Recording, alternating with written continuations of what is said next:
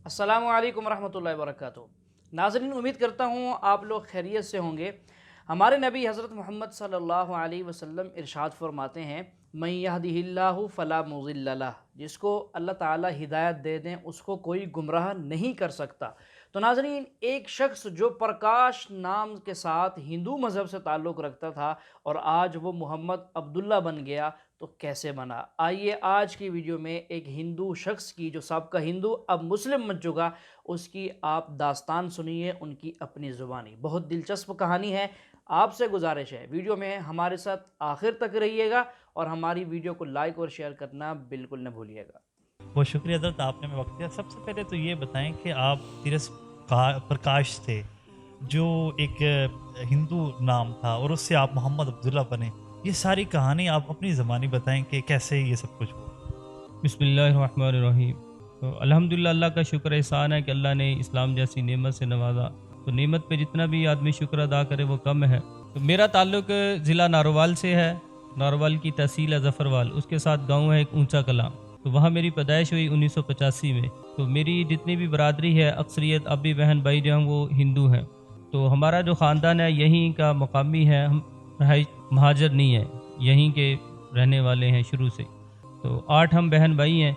जब हम बड़े हुए थोड़े से हमें पता चला 8-10 साल के, हमारा ताल्लुक़ जो है वो हिंदू बरादरी से है, हिंदू हैं हम। तो हमारे वहाँ तकरीबन को 10-12 घर हैं गाँव के अंदर, और ज़िला नारोवाल में रिश्तेदार हैं, सियालकोट में भी हैं। तो अक्सरियत अब भी हिंदू बरादरी से है, गैर मुस्लिम। तो जब बड़े हुए फिर तो सोच पैदा हुई कि हिंदू मज़हब क्या है, इस्लाम क्या है, क्योंकि अक्सर दोस्त जो थे, दोस्त अहबाब, वो मुसलमान थे, और स्कूल के अंदर जो इस्लाम की तालीम थी, इस्लामियात वो पढ़ते थे, उस्ताद समझाते थे। तो दो चीज़ें थी, दो वजह थी जिसकी वजह से मैं मुसलमान हुआ। एक तो हिंदू मज़हब में तौहीद का कोई तसव्वुर नहीं है। वो कहते हैं तकरीबन 33 करोड़ जो हैं देवी देवता ये खुदा हैं, यानी मौजूदा उतनी हिंदुओं की हिंदुस्तान में तादाद नहीं है जितने उनके खुदा हैं। तो इसके मुकाबले में इस्लाम जो है वो एक तौहीद का दर्स देता है कि इस कायनात का खालिक और मालिक सिर्फ एक है, ज़ात के अतबार से भी, सिफ़ात के अतबार से भी। तो हिंदू मज़हब को अगर हम देखें, जिस तरह एक मुल्क के अंदर 2 वज़ीर नहीं हो सकते, सदर नहीं हो सकते, एक गाँव के अंदर 2 चौधरी नहीं हो सकते, तो इस कायनात के अंदर 2 इलाह कैसे होंगे?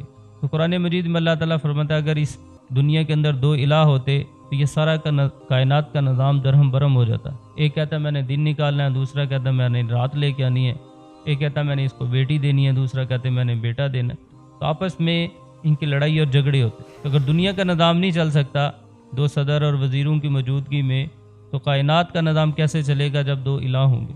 और दूसरी जो वजह थी कि हिंदू जो हैं वो अपने मुर्दों को जलाते हैं, और हिंदुओं के यहाँ ये है, वो कहते हैं कि इंसान दोबारा जन्म लेता है, कि 7 इसके जन्म होते हैं, अगर उसने अच्छे अमाल किए हैं तो दूसरे जन्म में किसी अच्छे शक्ल में आ जाएगा। तो इस्लाम ये कहता है, कुरान ये कहता है कि इंसान एक ही दफ़ा दुनिया में आता है, दोबारा उसका दुनिया में आने का कोई तसव्वुर नहीं है।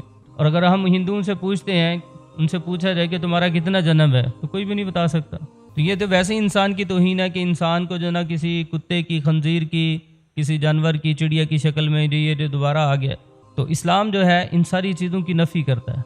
और हिंदुओं के यहाँ जो ये जलाने का तसव्वुर है, मैं इसको देखता था कि हमारी कौम और बरादरी में जो लोग फौत होते थे उनको जलाते थे। तो अब ये जो जलाने का जो तसव्वुर है ये इंतहाई वो शर्मनाक है कि एक बाप जो है वो सारी ज़िंदगी औलाद को पालता है, और जब वो फौत हो जाता है और वही बेटा जो है, बड़ा बेटा, वालिद की मैयत को आग लगाता है। इसके मुकाबले में इस्लाम की जो तालीम है, इस्लाम उसको अच्छे तरीके से गुस्ल कफन दे के उसको कब्र में उतारा जाता है। और जब कभी आदमी को अपने बाप की, वालिदैन की याद आती है, उसकी कब्र पे भी जाता है। फिर दुनिया आखिरत में भी, आखिरत का जो तसव्वुर देता है इस्लाम कि आखिरत में वालिदैन से जो मुसलमान हैं उनसे तुम्हारी मुलाकात होगी। तो हिंदू मज़हब में इस तरह का कोई तसव्वुर नहीं है। इस्लाम की किस चीज़ ने आपको सबसे ज़्यादा इंस्पायर किया, जो जिसको आपने देखा और उसने आपको बहुत ज़्यादा मुतासिर किया, आपने कहा नहीं यार अब इसमें वो ज्वाइन कर लेना चाहिए? वो क्या चीज़ें थी? तो सबसे बुनियादी चीज़ जो है वो तौहीद है, कि जिससे मैं मुतासिर हुआ। हम अपने रिश्तेदारों को देखते थे, घर वालों को देखते थे कि वो बुतों की पूजा करते हैं। कोई तस्वीर बना लेता है, कोई लकड़ी का बना लेता है, कोई लोहे का बना लेता है। अब यहाँ तक कि मुख्तलिफ़ इलाकों में, हिंदुस्तान में, नेपाल में, वो सोने और चांदी के बुत भी बनाते हैं लोग। फिर उसको क्या करते हैं, उसको ताला लगाते हैं कि नौज बिल्ला, तो खुदा को कुछ कोई चुरा के ना ले जाए, उसकी हिफाजत की जाती है, उसके लिए चौकीदार रखे जाते हैं, बॉडीगार्ड रखे जाते हैं कि इसको कोई चुरा के ना ले जाए। तो ये जो शिरक का जो मामला है हिंदू मज़हब में कि कोई आग की पूजा कर रहा है, कोई सूरज की पूजा कर रहा है, कोई किसी की पूजा कर रहा है, तो ये बहुत अजीब सा लगता है कि जब इस कायनात का बनाने वाला एक है तो उस एक की पूजा करनी चाहिए। आपके घर वाले आज भी हिंदू हैं या वो भी मुसलमान हैं आपके साथ? मेरी तकरीबन सारी फैमिली अभी भी हिंदू है, उनमें से कोई भी मुसलमान नहीं हुआ। जब आप मुसलमान हुए और आपके पेरेंट्स अभी भी हिंदू हैं तो उनका आपके साथ क्या रवैया था? उन्होंने आपको क्या घर से निकाल दिया या आपके अपने पास ही रखा? जब उनको पता चला मुसलमान होने का कि ये मुसलमान हो गया है, तो वालिदैन ने, वालिद साहब ने समझाया, भाइयों ने समझाया, रिश्तेदारों ने कि तुमने गलत किया, तुम अपने दोबारा मज़हब में वापस आ जाओ। मैंने कहा अब तो मुश्किल है ये, मैं तो दोबारा हिंदू नहीं हो सकता, मैंने इस्लाम मुझे अच्छा लगा, मैं मुसलमान हो गया। आज भी वो क्या कहते हैं, यही कहते हैं या उनका आज भी पॉइंट ऑफ व्यू कुछ चेंज आया उसमें? वालिद साहब तो अभी भी यही कहते हैं कि दोबारा वापस आ जाओ, मिलते नहीं, मुझे देख के रास्ता बदल जाते हैं, गुस्से होते हैं कि तूने अपने वालिद की मर्ज़ी के बगैर ये काम किया है। तो मैं उनको समझाता हूँ कि वालिद से बड़ी तो अल्लाह की ज़ात है जिसने हमें पैदा किया है, तो उसको राज़ी करना चाहिए।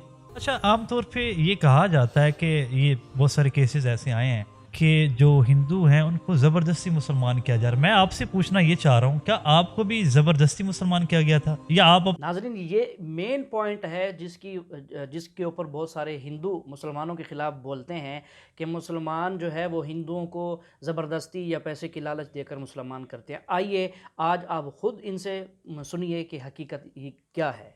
अपनी मर्ज़ी से हुए हैं? जिस वक्त मैं मुसलमान हुआ, मैट्रिक में पढ़ता था, तकरीबन मेरी 16 साल उम्र थी, तो अल्हम्दुलिल्लाह अपने शौक़ और जज्बे से मुसलमान हुआ, इस्लाम कबूल किया। और ये जो मौजूदा जो कहा जा रहा है बिल के हवाले से भी और सिंध के हवाले से भी मसाइल आ रहे हैं कि वहाँ लोगों को ज़बरदस्ती मुसलमान किया जाता है, तो मैं अपनी बात करता हूँ कि अल्हम्दुलिल्लाह मेरे साथ किसी मुसलमान ने, मुझे तो किसी ने दावत भी नहीं दी मुसलमान होने की, अपनी मर्ज़ी से एक शौक़ और ज़ौक़ था मुसलमान होने का। और हमारे कितने रिश्तेदार हैं जो मुसलमान हुए हैं और भी लोग हो रहे हैं। तो अल्हम्दुलिल्लाह कोई भी 20 साल 2001 में मैं मुसलमान हुआ, तो 20 साल के अरसे में मैंने नहीं देखा सुना कि किसी के साथ यहाँ हमारे इलाके में ज़बरदस्ती की गई हो, ज़बरदस्ती उसको कलमा पढ़ाया गया हो। और इस्लाम तो ज़बरदस्ती कलमे से मना करता है, ला इकराह फिद्दीन, के दीन में जबर नहीं है। अगर हम किसी को ज़बरदस्ती कलमा पढ़ा भी लें तो वो उसका ईमान कबूल नहीं है, क्योंकि ईमान तो तस्दीक का नाम है, दिल से उसको मानना। इकरारुम बिल्लिसान तस्दीकुम बिलक़ल्ब, कि ज़ुबान से इकरार करे, दिल से उसको माने। अगर हमने किसी को ज़बरदस्ती पढ़ा भी दिया तो इस्लाम कहता है कि नहीं, इस तरह का इस्लाम हमें नहीं चाहिए। वो लाइफ जो आपने तेरस प्रकाश के तौर पे गुजारी और ये लाइफ जो आप मोहम्मद अब्दुल्ला के तौर पे गुजारे हैं, क्या फ़र्क देखते हैं? इस्लाम के अलावा जितने भी ज़िंदगी है, इस्लाम से पहले जो ज़िंदगी गुजारी मैंने, वो तो सारी की सारी जहालत है। पता नहीं था कि इस कायनात का मालिक और खालिक कौन है और किस शख्सियत की उसकी ज़िंदगी को सामने रख के हमने ज़िंदगी गुजारनी है, तो सारी की सारी जहालत थी। तो जब मुसलमान हुए, इस्लाम को पढ़ा, इस्लामी तालीमात को पढ़ा, कुरान को पढ़ा, अहदीस को, सुन्नत ज़िंदगी को पढ़ा, तो फिर पता चला कि इस्लाम जो है ये दुनिया की सबसे बड़ी सच्चाई है। वो पूछते हैं कि कुरान में एक जगह बोलते हैं कि हर एक चीज़ का हिसाब लिया जाएगा, and just now you said, और ये क्वेश्चन वो भी बोलता है कि अगर अल्लाह चाहेगा तो हर गुनाह को माफ़ करके जन्नत में दाखिल करेगा। सो isn't it a contradiction? This is why he is asking, because I say there is no contradiction in the glorious Quran, and this has been said by Dr. Zakir Naik, and I assure you that there is no contradiction. Thank you. भाई साहब ने अपने गैर मुस्लिम का सवाल पूछा है और कहते हैं कि कुरान मजीद में लिखा है कि हर अमल का हिसाब लिया जाएगा, और मैंने अपने तकरीर में कहा हूँ कि अल्लाह ताला अगर चाहे तो किसी को भी माफ़ कर सकता है। तो ये कॉन्ट्रडिक्शन है कि नहीं? जो लोग को कुरान के बारे में इल्म नहीं है उनको गलत फहमी हो सकती कि कॉन्ट्रडिक्शन है। जब अल्लाह ताला फरमाते, कई जगह अल्लाह ताला ने फरमाया कि ज़र्रा भर अगर आपने नेक काम किया है तो अल्लाह ताला उसका हिसाब लेगा, और ज़र्रा भर गलत काम किया उसका हिसाब लेगा, इसमें कोई शक नहीं। लेकिन साथ साथ ये भी लिखा है कि अगर अल्लाह चाहे तो आपको माफ़ कर सकता है। लेकिन अल्लाह सिर्फ ऐसा नहीं चाहता है कि यह आदमी अच्छा दिखता है तो इसको माफ़ कर दूं, यह आदमी का शक्ल बुरी है तो उसको माफ़ नहीं करूंगा, यह आदमी गोरा है तो माफ़ करूंगा, यह आदमी काला है तो माफ़ नहीं करूंगा। तो फिर अल्लाह सुब्हाना व तआला अनजस्ट होंगे। माफ़ करने के भी क्राइटेरिया है। اور اللہ تعالیٰ قرآن مجید میں یہ بھی فرماتا ہے اگر میرا بندہ توبہ کرتا ہے تو میں اسے معاف کروں گا. توبہ کرنے کے شرائط ہے. توبہ کرنے کے شرائط ہے کہ اگر کوئی آدمی غلط چیز کرتا ہے تو پہلے اسے ماننا چاہیے کہ وہ غلط ہے. نمبر 2 اس غلط کام کو روکنا چاہیے.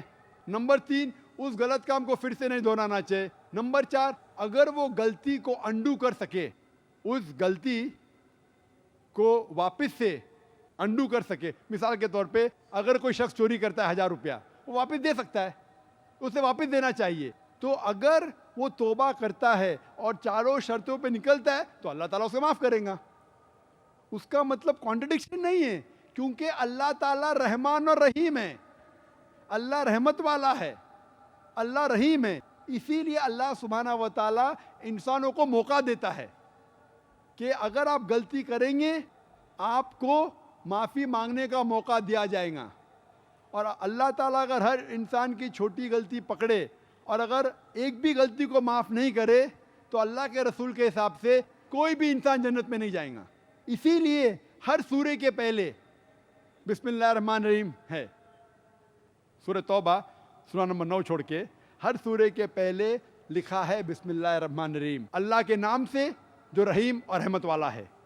کیونکہ اللہ سبحانہ و تعالیٰ دیالو ہے, ہی از لونگ, ہی از مرسیفل, ہی از بینیفیشنٹ. اس میں کوئی کانٹرڈکشن نہیں. اللہ سبحانہ و تعالیٰ میں موقع دے رہا ہے توبہ کرنے کا اور صحیح راستے پہ آنے کا. Hope that answers the question. ان اللہ لا یغفر ان یشرک بہ ویغفر ما دون ذلک لمن یشاء. قرآن کریم میں اللہ تعالیٰ ارشاد فرماتے ہیں کہ اللہ تعالیٰ ہر ایک آدمی کی مغفرت کر دیتے ہیں جسے چاہتے ہیں, لیکن جو شخص اللہ تعالیٰ کے ساتھ شرک کرتا ہے اور شرک کرتے کرتے مشرک حالت میں وہ دنیا سے چلا جاتا ہے تو ایسے آدمی کی اللہ تعالیٰ مغفرت نہیں کریں گے, یہ ہمیشہ ہمیشہ جہنم میں رہے گا.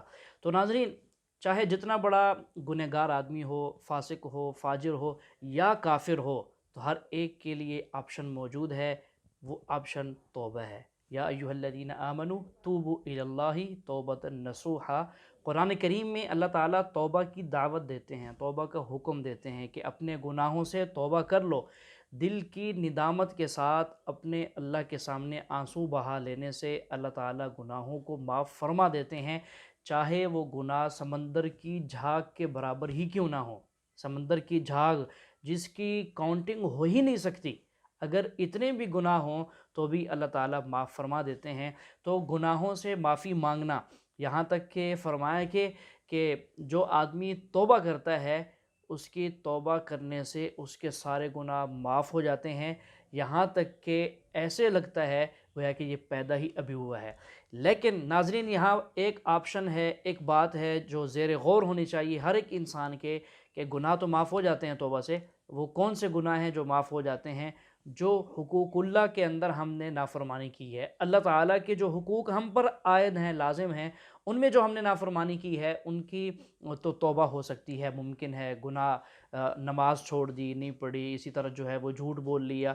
لیکن جو حقوق العباد ہیں, بندوں کے ساتھ ہم نے جو ہے وہ بدعہدی کی ہے, ان کو چوٹ دی ہے, ان کو تکلیف پہنچائی ہے, تو بندوں کے جو گناہ ہیں وہ انسان کی توبہ سے معاف نہیں ہوتے جب تک کہ وہ بندے جا کر ان سے معافی نہ مانگ لیں. اگر بندے معاف کر دیتے ہیں تو اللہ تعالیٰ معاف فرما دیتے ہیں, اور اگر بندے نہ معاف کریں تو اللہ بھی معاف نہیں کرتے ہوتے. تو اس لیے اپنی زندگی پر غور کریں, میں اور آپ سارے کے سارے, کہ ہم کس طرح اپنی زندگی گزار رہے ہیں, حقوق اللہ اور حقوق العباد میں سے کس حد تک ہر ایک کو فالو کر رہے ہیں اور کس حد تک ہم نافرمانی میں چلے جا رہے ہیں.